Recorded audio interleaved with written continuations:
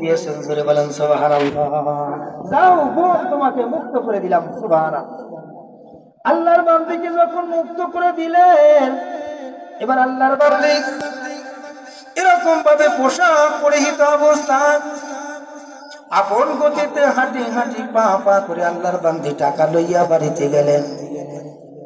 জোরে বলেন সুবহানাল্লাহ। আল্লাহর বান্দি যখন বাড়িতে ঢুকছে, এই দিকে জালেম কিফিল নামক জালেম, ওই জালেমের নাম ছিল কিফিল। জোরে বলেন কি নাম? জোরে বলেন কি নাম?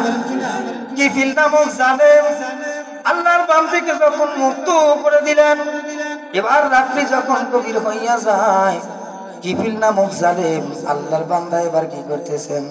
তুবু ইলাল্লাহি তাওবাতান নাসুহা, আল্লাহ তাআলার দরবারে তিনি তওবা নাসুহা পড়লেন। জোরে বলেন সুবহানাল্লাহ।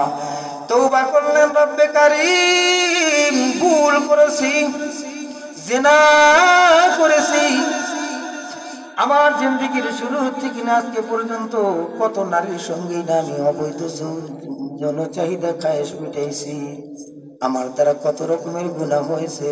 ও রব্বে কারীম, আমার পেছনের জিন্দেগির সমস্ত গুনাহগুলো তুমি মাফ করিয়া দাও।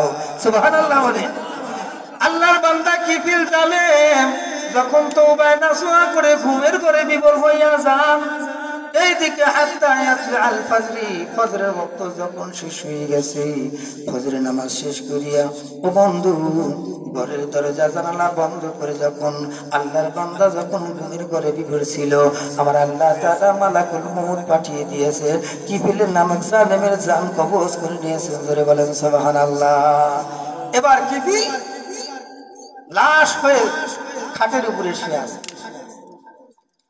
সকালবেলা যখন হয়ে যায়, সমস্ত ভক্তবৃন্দরা এসে ডাকতে বলতেছেন, ওস্তাদ লিডার দরজা খোলেন, সকালবেলা হয়ে গেছে, আপনার জন্য নাস্তা রেডি করছি, আমাদের দায়িত্ব কি কি কাজ আপনি বন্টন করে দেন।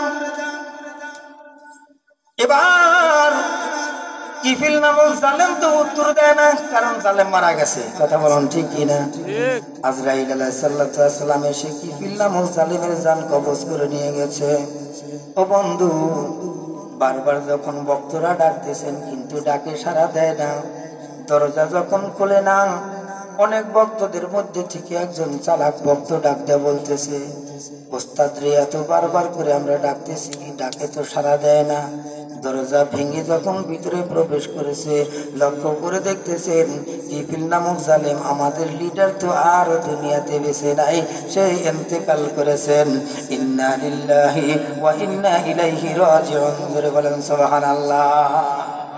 মরা লাগবে নি? জোরে বলেন, মরা লাগবে না? কিফিল নামক জালেম যখন ইন্তেকাল করেছেন, ভক্তরা ভিতরে ঢুইকা লক্ষ্য করে দেখতেছেন লাশ শক্ত হয়ে পড়ে আছে। বারবার যখন এরকম ভাবে ধাক্কায় ওঠে না, শক্ত হয়ে আছে।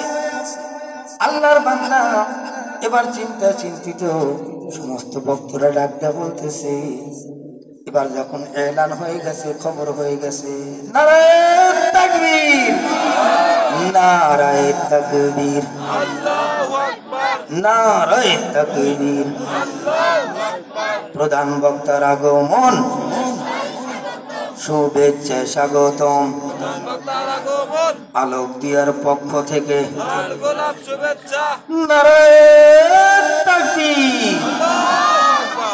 আলহামদুলিল্লাহ।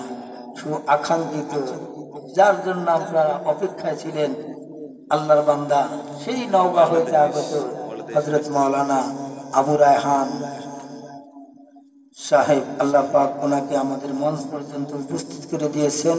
আল্লাহ পাকের দরবারে দোয়া করি, আল্লাহ পাক যেন ওনার হায়াতের মধ্যে বরকত দান করে। সকলে বলুন আমিন। আমরা সবাই যেন কাঁধে কাঁধ মিলে একই সঙ্গে উদুখুলুল জান্নাহ, জান্নাতের মধ্যে ঢুকতে পারে, সেই তৌফিক যেন আল্লাহ পাক সবাইকে দান করে। বলুন আমিন। ওমা তৌফিকি ইল্লা বিল্লাহ।